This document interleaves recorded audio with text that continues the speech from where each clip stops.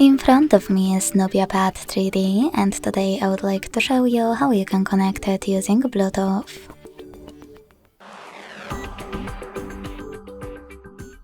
Begin by launching settings. When you're ready, select the Bluetooth right away, and to activate it, use gray switcher at the top right corner. Then wait for available devices to show up, and when they do, click on the one that you wish to connect to.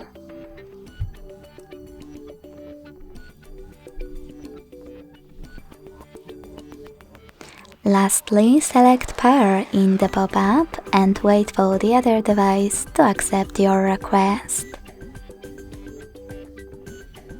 As you can see, my devices were successfully connected.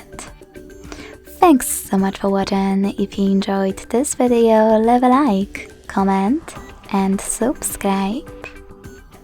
Bye!